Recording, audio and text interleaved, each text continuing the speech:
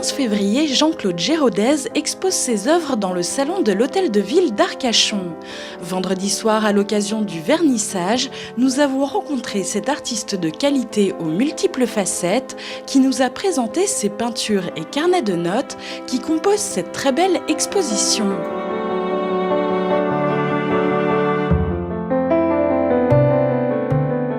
Je suis peintre et graveur. Je suis également lié à l'écriture. Alors l'écriture d'ouvrages techniques aux éditions Erol concernant le métier, tant dessin, peinture et gravure. Et puis également, d'une manière un peu plus confidentielle pour le moment, la relation à l'écriture poétique et au théâtre. La sculpture que j'ai oubliée, qui me passionne aussi beaucoup, eh bien écoutez, je pense que c'est lié à ma sensibilité, à l'enfance, à une nécessité, comme l'évoquait Kandinsky, une nécessité intérieure d'agir avec les matériaux, quels qu'ils soient, que ce soit le pinceau, la plume, ou le plâtre, ou la terre, enfin peu importe.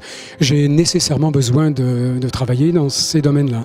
Voilà, j'ai besoin d'exprimer, c'est le terme générique, mes états d'âme, sentiments, impressions, idées, voilà. Et de partager ça avec mes ateliers aussi, ça compte beaucoup. Le thème fondateur, si vous voulez, c'est l'homme dans tous ses états. Donc je ne sais pas comment dire ça plus clairement, mais en tout cas, physique, psychologique, spirituel, sacré, chacun mettra les mots dont il a besoin.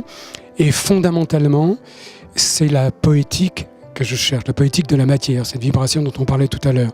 Ce qui m'intéresse dans toute l'histoire de l'art, qu'elle soit classique, moderne ou contemporaine, c'est qu'à un moment donné, l'image s'efface au profit justement de ce mystère que chacun nommera. Pour ma part, je nomme la poésie comme étant la clé, une clé fondamentale, fondatrice de l'histoire de l'homme. Il y a un peu plus de 60 peintures, je pense, peintures, gravures et dessins. Et puis mes carnets de croquis, auxquels je tiens beaucoup, qui sont dans les vitrines, qui sont le travail du quotidien. Portraits, études dans n'importe quelle condition, paysages bien sûr, y compris paysages du bassin d'Arcachon. C'est vrai qu'il y a aussi dans l'exposition, en dehors de mes croquis sous vitrine, il y a un film réalisé par Gilles Gallien, qui est un technicien tout à fait remarquable.